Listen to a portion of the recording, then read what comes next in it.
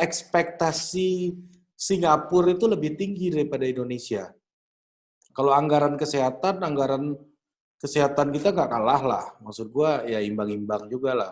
Tapi kalau dibagi per penduduk juga kita jauh lebih, mungkin sekarang udah lebih baik lah itu dibanding dulu. Tapi life ekspektasi mereka jauh lebih tinggi daripada kita. Gue menemukan satu hal, Bang. Apa tuh? Konsep soal pensiun di Singapura. Gue baru tahu makna retirement itu, ya, retire itu apa? Itu dari kawan gue orang Singapura, Bang. Lu kalau di Indonesia orang pensiun itu, ya dia pensiun TNI berarti ini masuk partai jadi bupati gitu, misalnya ya, iya kan? Ya. Ya, jadi caleg gitu misalnya. Ya harus pensiun itu awal penderitaan soalnya. Jadi harus terus bekerja. Ada salah satu pegawai di Bappenas. Di Bappenas nanya gua, Mas Ari kan belajar sosiologi ya? Iya, Pak. Belajar soal birokrasi juga, iya. Kenapa ya deputi-deputi ini kalau habis pensiun pasti nggak lama setelah itu meninggal, katanya. Mungkin di Kemenlu gue nggak tahu. Waktu gue kerja di Bappenas ada pertanyaan itu soalnya. Kalau nggak meninggal, kalau nggak permanen, sakit permanen lah, iya kan? Kenapa ya gitu? Ya saya rasa mereka sudah tidak berfungsi secara sosial, kata gue kan gitu. Waktu itu. Tapi setelah gue kenal sama kawan Singapura ini, dia namanya Pak Peter. Pak Peter ini dia kolonel, pangkat terakhirnya dia tentara Singapura. Dan setelah pensiun dari tentara, dia sempat di SMRT, sempat di BUMN Singapura, atau Masik, segala macam. Gua kalau Singapura pasti sama dia kemana-mana. Jalan-jalan lah, kawan dekat gitu. Kawan ini, jalan-jalan di Singapura, semua lorong-lorong udah gua lewatin, bahkan Zulfikar Amir agak kaget. Lu pernah ke sana ya, katanya kan. Pernah dong, Prof, kata gue kan. Nah, jadi dia bilang kalau orang Singapura pensiun itu adalah hidup dengan standar yang sama, tetapi tidak bekerja lagi. Nah, tapi kalau ada pekerjaan yang menarik, ya kita ambil. Tapi kalau nggak menarik banget, nggak usah ambil. Nah gitu loh, buat mereka pensiun gitu loh. Jadi maksud gue dalam konteks pembicaraan kita hari ini, kata pensiun itu digunakan di Indonesia agar apa, orang bisa menikmati masa tuanya. Tapi ketika dimaknai, dia nggak jadi progresif yang memperpanjang umur gitu. Tapi malah regresif gitu. Life expectancy kita nggak sebaik Singapura. Itu kawan gue itu tiap bulan kerjanya hiking ke Taiwan, ke Korea hiking gitu, jalan-jalan ke Cina, ke Hong Kong, hiking, jalan-jalan sama siapa Pak, kata gue kan, sama teman-teman SMP gue, kata. Udah jadi nenek-nenek juga semua, katanya. Jadi ini menarik gitu ngelihat, ya maksud gue bahkan kata pensiun pun tidak dimaknai sebagai sebuah kata yang bermakna progresif gitu. Gitu Bang, menurut gue. Udah kelihatan pinter belum gua? Oh, nggak usah ngomong, udah kelihatan pinter lah. So canggih aja, so canggih. Ya kalau pensiun itu beda ya, karena kan dari jumlah aja udah, dan dari potongan juga udah lain kan. Kita kan untuk pegawai negeri itu masih kebawa sistem appanage zaman aristokrasi sebelum kemerdekaan. Ini sebelum gue lupa, kawan gue tuh bilang gini, lu pensiunan tentara ada duit pensiunnya? Oh ada, katanya. Ada. Terus duitnya tuh cukup buat hidup lu? Ya enggak lah, gue tabungan gue setelah jadi tentara dong, katanya kan. Terus duit itu, ya kalau gue terima tiap bulan gue sumbangin buat partai oposisi, katanya. Oh ya, kayaknya pernah ngomong deh di konten yang mana gitu. Itu kawan itu. Kawan itu, ya soal lu bilang Singapura gak ada oposisi, itu ada yang nyumbang. buat nemuin dan nyumbang. Ada, oposisinya ada, tapi yang nggak bakal menang juga. Ya gimana mau menang kalau dia bilang oposisi kemarin ada buka tender tuh katanya kan proyek, tapi nggak ada yang ngambil. Kemarin tuh ada yang ngambil langsung masuk kejaksaan. Ya, iya, ini kan demokrasi Asian style kalau katanya Lee Kuan Yew tahun 94. Asian values. Kami punya demokrasi tapi demokrasi dengan Asian values. Ya, tapi ada progresivitas juga di situ gitu loh. Mereka bisa melakukan penataan, bisa melakukan membangun ekonomi mereka secara indikatornya sangat progresif gitu. Salah satu alasan, tapi ini bukan saya yang ngomong. Yang ngomong itu Rick Donner, Dan Slater, sama Brian Ritchie. Salah satu kunci sukses kenapa Singapura itu bisa maju, itu yang pertama yang tadi kita udah bahas. Mereka itu merasa terancam. Iya, betul. Ada creative insecurity. Itu dari segi keamanan. Alasan yang kedua, itu karena masalah fiskal.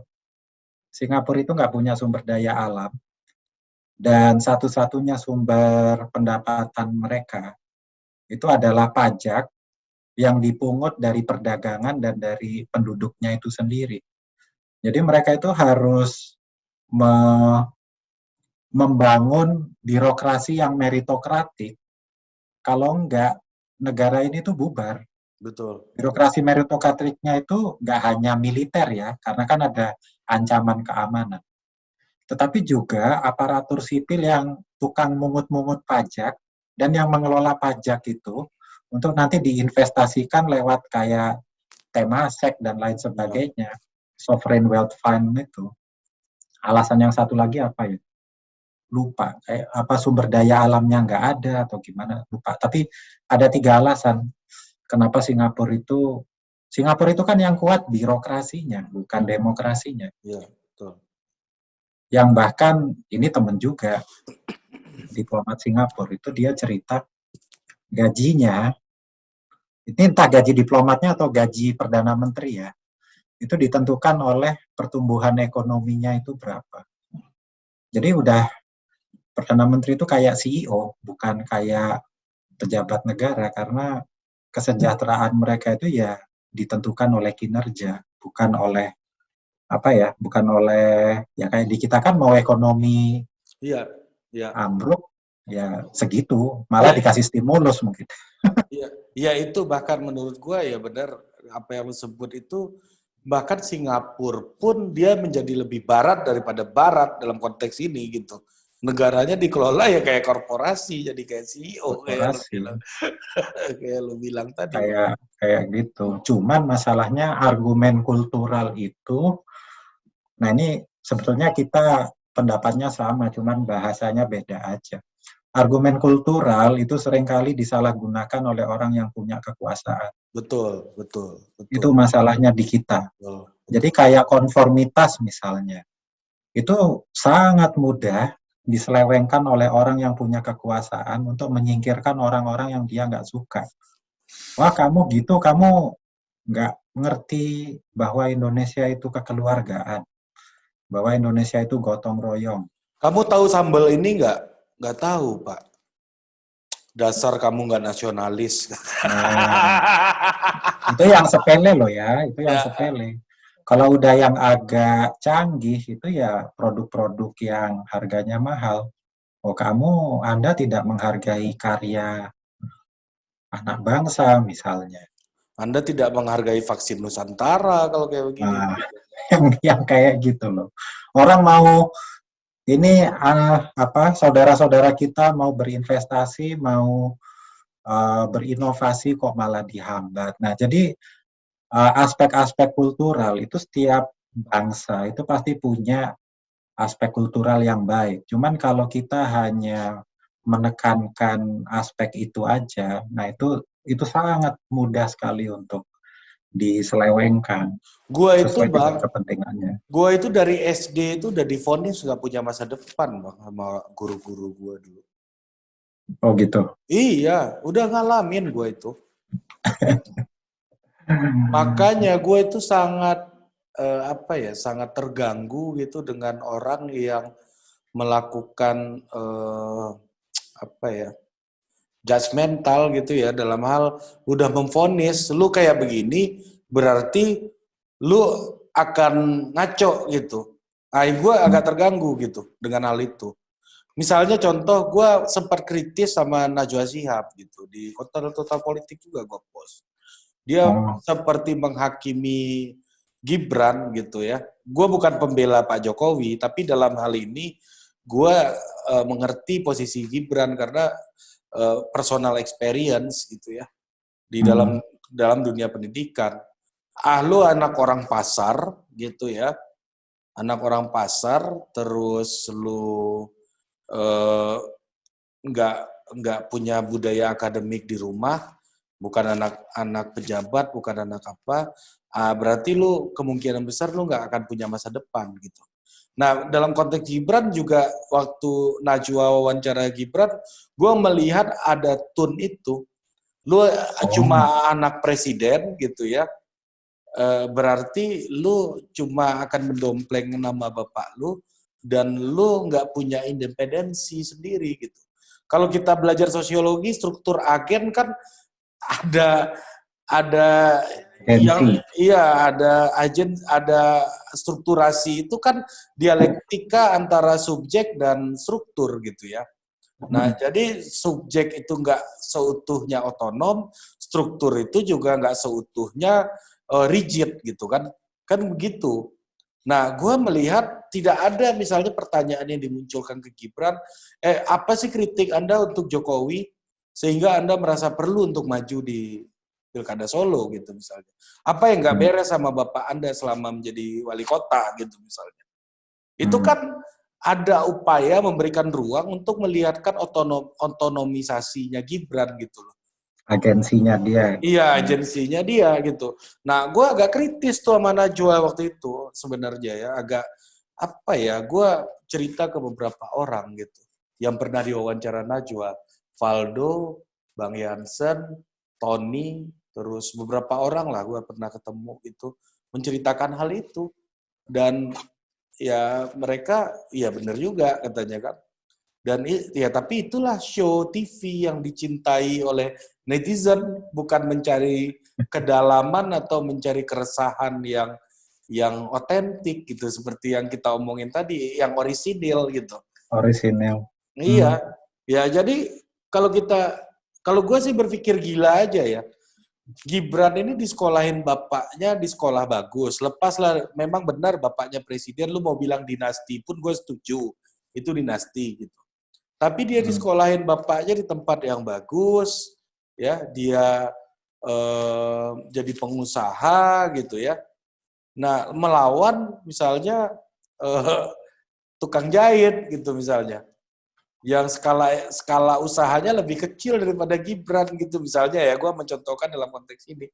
Ya kalau gue ditanya ya siapa yang menurut gue lebih punya kapasiti, ya secara common sense gue akan pilih Gibran gitu. Ya walaupun dia dinasti gitu. Ya kan nggak perfect juga semuanya gitu. Tapi bagi gue, karena gue orang yang percaya dengan legitimasi pendidikan gitu ya, gue lebih percaya dengan itu. Gitu. Nah makanya dalam konteks itu Najwa menurut gue agak hipokrit ya, dalam artian bukan hipokrit, tapi agak kasar gitu loh menurut gue. Karena gue merasakan bagaimana lu dijudge kayak begitu. Ya kalau Gibran kan lu gak akan berhasil karena lu jadi wali kota karena bapak lu aja kan bahasa lainnya itu. Ya kan? Dan sama kayak gue, lu gak akan berhasil masa depan lu apalagi lu akan masuk ke sektor pendidikan, ya nggak mungkin. Karena bapak lu, ibu lu orang pasar yang nggak ngerti apa-apa soal pendidikan gitu misalnya. Itu sih Bang yang gue lihat. Ya itu, nah ini masalahnya kalau Najwa Shihab kan diskusi ya. Enggak, maksud gue, gue memiliki experience yang interconnected dengan kejadian pengalaman pribadi gue ketika gue lihat Najwa gitu. Iya, nah itu dia masalahnya di Alami Ariputra itu adalah di lembaga pendidikan karena guru Iya, kan yang mau. betul, betul, betul. Ya, Padahal lembaga pendidikan itu kan diciptakan untuk mengeluarkan kemampuan terbaik dari anak didik, ya, tapi kan TV itu kan peserta didik. pakai frekuensi publik, Bang. Yang mana itu juga lu harus melakukan fungsi edukasi dong, gitu loh. Nah itulah makanya kenapa ada total politik ini. Lu jangan menyerah langsung dong argumen gua kayak gitu. Loh, bukan menyerah.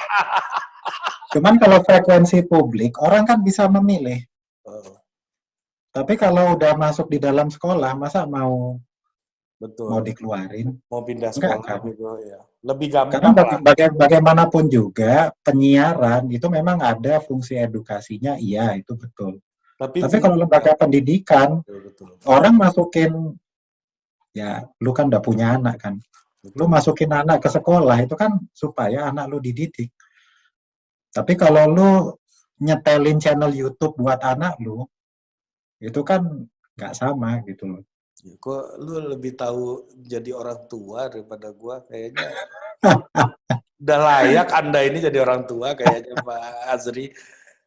Buat cewek-cewek Udah yang tua, nonton udah tua aja. buat cewek-cewek yang nonton Total Politik nih. Jangan ngomong gitu. Tapi ya itulah, jadi kembali ke diskusi awal ya, inovasi itu jangka panjang, itu nggak bisa, itu bukan perkara yang 1-2 tahun selesai, itu nggak bisa, karena Betul. masalahnya kompleks dan inti masalahnya itu ada di pendidikan kita, dan inti dari permasalahan di pendidikan kita itu tradisi akademik kita itu masih belum mapan lah, masih untuk bisa progresif itu masih belum cukup. Ya, atau Dan kita itu masih ini, sorry ya, ya, masih melihat pendidikan itu secara statistik. Maksudnya statistik itu hanya melihat frekuensi, melihat angka. Untuk pendidikan tinggi misalnya, rektor UI atau rektor ITB atau rektor UGM atau rektor kampus-kampus yang lain, itu apa yang mereka jual dari kampusnya? Coba Ri, apa Ri? peringkat. Betul. Menurut QS, menurut lembaga pemeringkat yang lain, kami berhasil masuk 100 besar Asia. Itu yang dilihat. Masalah risalah rapat BPUPKI ada di perpustakaannya itu ada atau enggak, itu urusannya itu. Keren. Iya kan? Keren. Iya, Iya apa enggak? Betul. Padahal risalah rapat BPUPKI itu adalah dasar untuk orang itu supaya paham Indonesia itu dibikin itu buat apa. Ya. Kenapa Indonesia Republik ini berdiri dan kenapa bentuknya Republik, kenapa bentuknya kesatuan, kenapa presidensil, itu ya ada di risalah itu. Bukan di peringkat QS segala macam. Ya, keren. Iya kan? Benar. Itu sama kayak kalau di Amerika, orang tuh kalau pengen tahu Amerika itu kenapa dibentuk, baca Federalist Paper. Karena disitulah perdebatan dari founding fathers, kenapa Amerika ini harus dibentuk. Nah, kalau kita khawatir bahwa Indonesia ini persatuan dan kesatuannya ini terancam, kenapa nggak diajarin? Kenapa Indonesia ini dibentuk? Kenapa buku yang merupakan catatan sejarah tentang kenapa Republik ini dibentuk kok justru kampus ini nggak punya bukunya? Padahal di situ jelas cita-cita konstitusional kan menyebutkan mencerdaskan kehidupan bangsa, kan? Ya. Ya kan? Betul. Kalau Pak Mansab itu bilang apa hikmat dan kebijaksanaan, bukan pengetahuan katanya. Ya, kayak gitu loh. Basic science-nya gimana? Lab fisika, lab kimia, lab di kampus-kampus itu sudah terpenuhi nggak kebutuhannya? Standar prosedur di lab, limbahnya gimana itu kan kita nggak pernah bahas. Yang dibanggain oleh para pimpinan itu kan, peringkat kami sekian. Kami sudah sejajar dengan misalnya NUS atau University of Tokyo yang ya itu cuman bagus untuk siaran pers. Padahal di Prancis sana banyak penemu-penemu, banyak pemikir-pemikir besar yang mana kampusnya nggak masuk peringkat dunia ya. Nggak masuk peringkat dunia, yang gedungnya pun juga nggak lebih bagus daripada kampus-kampus di Indonesia. Yang gedungnya itu gedung tahun 50 yang arsitekturnya membosankan. Banyak yang seperti itu. Dan yang dilihat juga itu satu ya. Yang kedua, publikasi. Publikasinya pun juga pokoknya harus masuk Sinta 1, Sinta 2, Sinta 3. Tapi nggak dilihat ini publikasinya itu kualitasnya seperti apa. Kontribusinya terhadap pengetahuan itu seperti apa. Jadi lebih kuantitatif gitu melihatnya. Nah ya, itu kuantitatif itu penting, tapi not penting. Everything gitu ya. Not everything. Dan ya inilah kayak contoh ya. Dulu itu ada, dan nggak tahu masih berlaku apa enggak sih, SK Dirjen Dikti yang mengharuskan orang kalau mau lulus S3 di Indonesia itu harus punya publikasi jurnal internasional. Masih berlaku kan?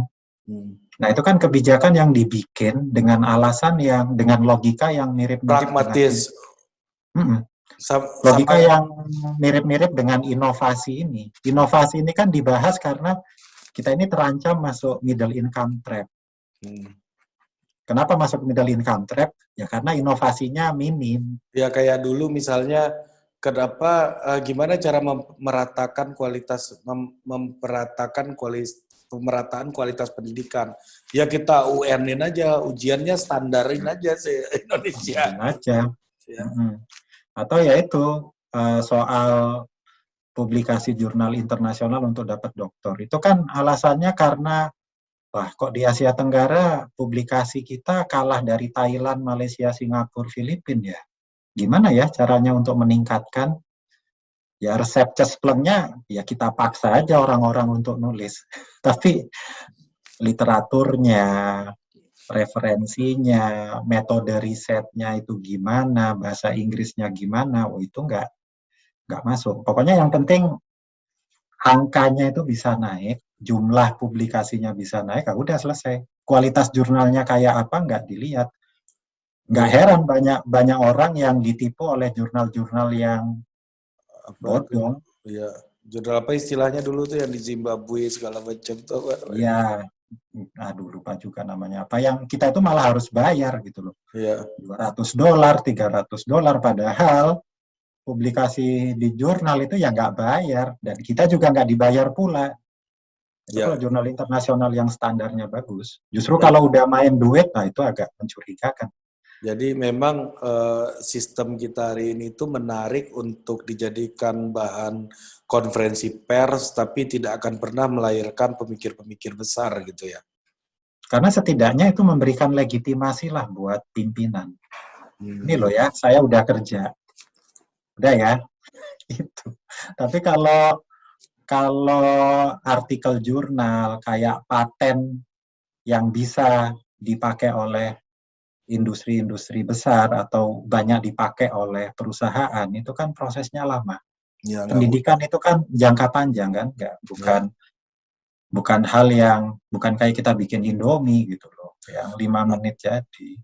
Jadi salah satu keheranan gue juga nih ya, kan gue sempat belajar soal sejarah pemikiran gitu misalnya. Di Amerika itu, di Eropa waktu itu lagi tren soal postmodernism gitu. Di Amerika muncul tokoh seperti Edward Said gitu misalnya, university professor di Harvard yang mempelopori paradigma pasca kolonialisme gitu ya, pasca kolonial, dan kemudian itu sempat menjadi pandemi pemikiran juga di seluruh dunia gitu ya, terutama di negara-negara yang negara bekas-bekas jajahan gitu. Nah, tapi yang menarik itu muncul beberapa pemikir babon dari negara-negara yang tak terduga di di dalam khasanah pemikiran. Jadi kan tujuannya Edward Said dan kawan-kawan ini bikin postkolonialisme biar ilmu pengetahuan ini nggak bias barat kan, intinya kan itu. Sehingga alternatif wacana dari The Oriong gitu bisa masuk ke dalam diskursus ilmu pengetahuan gitu. Nah, waktu itu pintu yang dibuka itu dimasuki oleh pemikir misalnya Homi Bhabha, kalau lo pernah dengar di Homi Bhabha. Ya kan? Mimikri ya? Ya, mimikri ya. Terus ada lagi Malaysia. Pernah baca. Malaysia aja bahkan punya Syed Farid Alatas. Farid Alatas. Iya kan? Malaysia apa Singapura gitu, dia pernah ngajar Malaysia. di NUS ya, walaupun dia keturunan Indonesia juga katanya kan. Dan kan dia anaknya Nakib Alatas kan ya. Syed Nakib Alatas yang juga nulis soal Melayu kan dulu. Nah, terus India itu punya banyak. Salah satunya Gayatri Spivak gitu misalnya. Ya, bahkan mungkin salah satu tokoh pemikir keturunan India yang cukup kritikal juga itu namanya Roy Bhaskar gitu misalnya. Roy Bhaskar.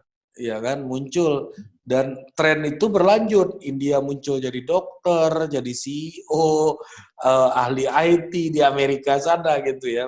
Yang mana esensi dari postkolonialisme itu ya memang kayak gitu. Negara-negara barat ini menjadikan negara-negara timur atau negara jajahan itu sebagai loriong gitu ya, sebagai tujuan gitu.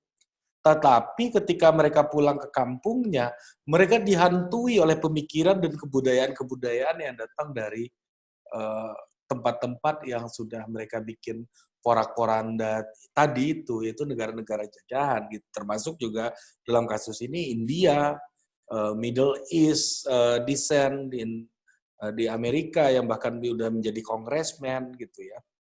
Nah, lu melihat negara kita ini, Indonesia yang sebesar ini itu kok nggak, kita punya kaya kan orang-orang kayak Pramudia Anantatur, banyak banget kan sebenarnya kalau yang kita mau golongkan sebagai post-kolonial thinker gitu, banyak banget gitu.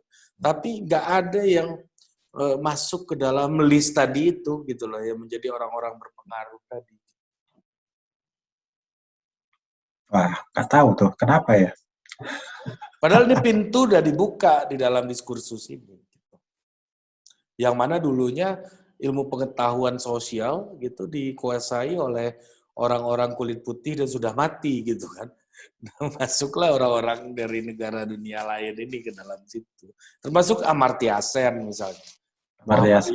Muhammad Yunus gitu misalnya. Nah, kita nggak punya yang kaliber itu gitu loh, Bang. Ya tapi kayaknya mungkin sudah mulai ada lah, kan makin banyak orang Indonesia yang mampu bersaing di job market di luar negeri juga kan. Ya misalnya kayak ya tadi Zulfikar Amir, kayak Fedi Hadis, ya masih tahap awal lah, tapi udah ada dibandingkan katakanlah 20-30 tahun, kayak tahun 70-an kan siapa ya? Ini ya karena taunya politik ya. Itu kan kayaknya orang politik yang bisa bersaing di luar itu kan ya Pak Deli Arnur itu. Ya. Bisa ngajar di Griffith, itu pun juga karena dicopot kan dari jabatannya sebagai rektor IKIP Jakarta. Ada Iwan Jaya Aziz di Cornell. Jadi sebetulnya bibitnya sudah mulai ada dan makin kesini makin banyak. Itu kayak siapa? Ismail Fajri Alatas di NYU. Ya. Malah udah punya buku tuh yang nerbitin Princeton lagi. Itu ya kedepannya mungkin akan lebih banyak aja. Ya bagaimanapun juga ya ini ya, mungkin tapi kan beberapa nama yang Bapak sebut tadi kayak Aji kan nggak pernah mengenyam pendidikan di sini juga gitu. Ya itu salah satu faktor. Kita tahu lah Aji emang hebat gitu. Ya mungkin ada yang salah dengan pendidikan. Ya bukan ada yang salah. Kan kita ya, konteksnya salah satu akses. Konteksnya kan ngomongin soal kultur akademik tadi kan di Indonesia gitu. Ya ini sih, kalau saya ngelihatnya itu lebih ke konformitas tadi itu. Kita itu enggak, ya tapi ini lebih ke yang observasi ya. Itu kita dipaksa sistem ya, bukan cuman guru, bukan cuman kurikulum, tapi sistem. Sistem itu memaksa kita itu untuk sama, sama dengan yang lain. Sehingga ketika mau nulis, itu nggak tahu mau nulis apa. Dan takut. Ketika udah tahu mau nulis apa, itu mau nulis aja takut. Karena nanti, ntar dianggap jelek. Nanti diketawain. Iya kan? Atau ketika mau bicara aja itu kan juga takut. Jadi ada ketakutan yang merasa intimidasi oleh sistem itu yang sepertinya itu yang menghambat kita. Karena orang-orang India itu mereka berani-berani loh. Dan itu di mana-mana. Mereka sangat ekspresif itu. Mereka nggak mampu dikasih kerjaan misalnya. Kamu bisa ngerjain ini. Oh ya bisa, bisa, bisa. Padahal mereka nggak bisa. Dan hasilnya jelek. Tapi mereka jalan terus. Itu sih yang observasi yang kelihatan selama ini tuh gitu. Dan kalau Asia Tenggara, itu yang kayak gitu tuh orang Vietnam. Vietnam, betul. Vietnam tuh mereka, waduh, kayak masih perang aja loh mereka. Nekat ya. Nekatnya itu, wah. Dan banyak ngerti. Ya, di berbagai negara kayak gitu image ya. Kayak pemain bolanya aja. Jadi stamina-nya itu nggak habis-habis itu. Iya kan? Kalau kita, ya ini jadi ngomongin bola sih, karena ini perumpamaan yang moga-moga bisa dipahami banyak orang.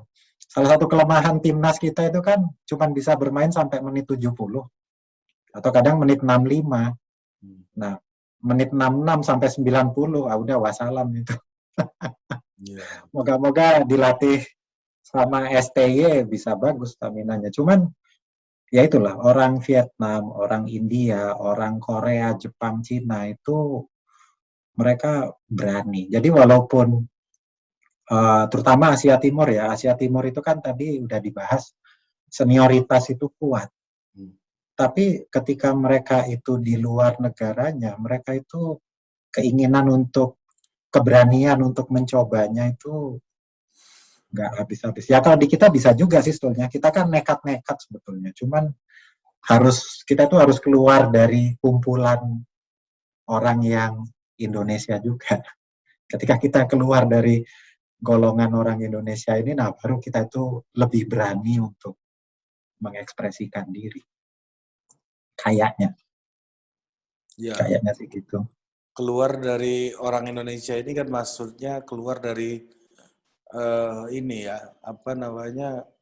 kultur yang mempermalukan tadi ya. Ya. Dan keluar dari zona nyaman juga. Kalau misalnya Ari, Pak Mansap, Budi Adiputro, ini satu geng 3 orang. Ini kan udah ngerasa di zona nyaman. Jadi ketika ada satu orang mau keluar atau mau berbuat yang berbeda atau berbuat yang lebih baik, itu kan akan dikoreksi oleh 2 orang yang lain. Kamu jangan gitu. Nggak enak lah sama ini. Ya kan?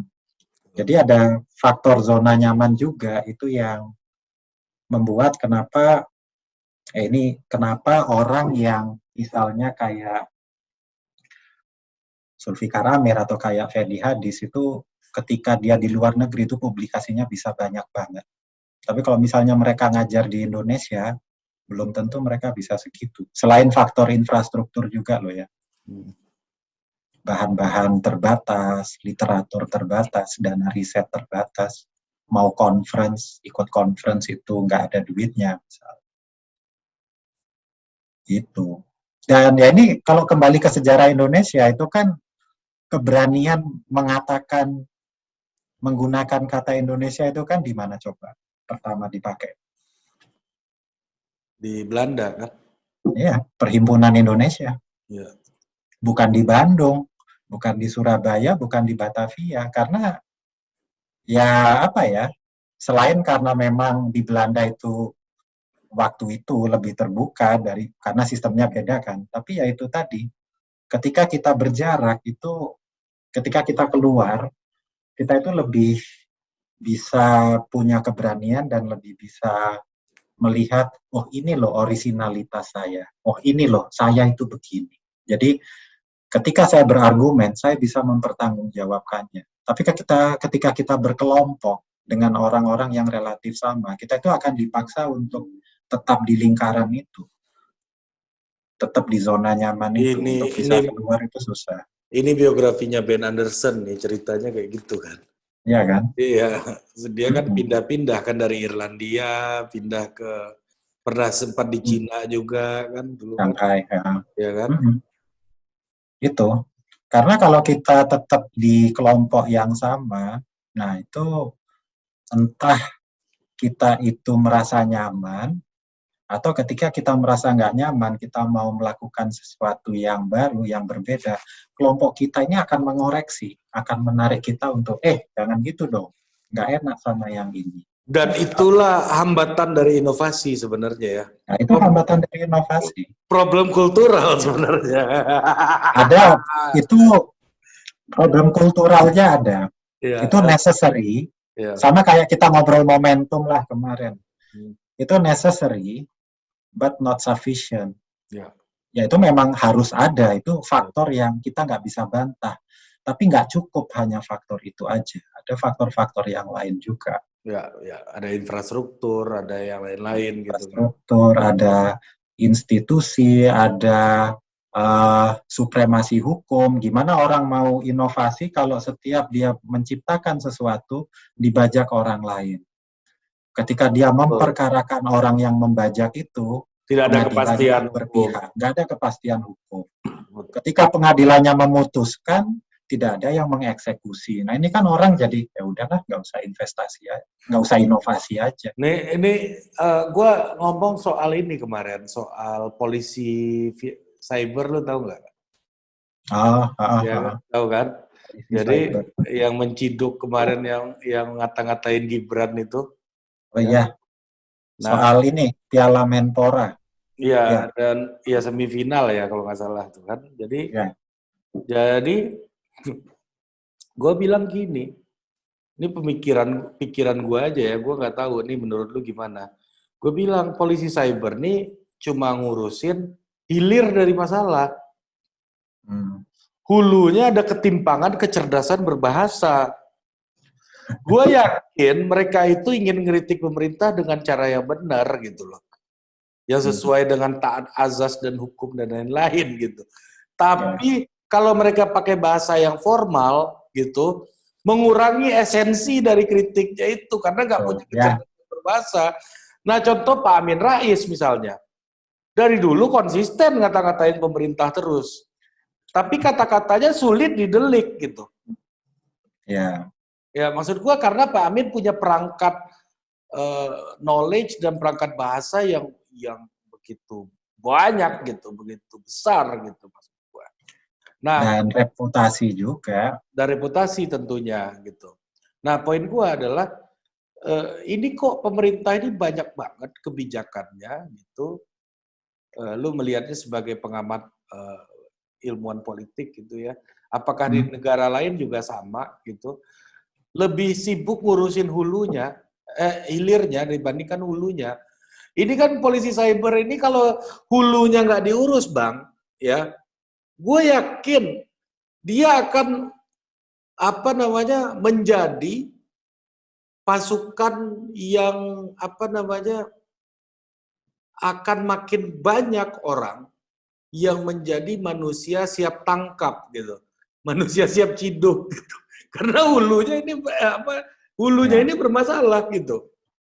Nah, apakah memang pemerintah punya kecenderungan gitu ya, ini strategi PR atau apa, untuk ngurusin yang lebih di permukaan karena lebih terlihat, lebih aktual, lebih tampak nyata dibandingkan ngurusin yang hulu-hulu ini yang menjadi the origin of problem, fundamental problem, tetapi nggak kelihatan. Ya, karena ini sih, ongkosnya kan besar kalau kita mau mengatasi masalah dari hulu. Aduh, ini jadi rational choice ini. Ongkosnya besar dan aktor yang harus dilibatkan itu banyak. Itu kan ya kalau tadi hipotesanya Hari Putra ini soal kecerdasan berbahasa aja.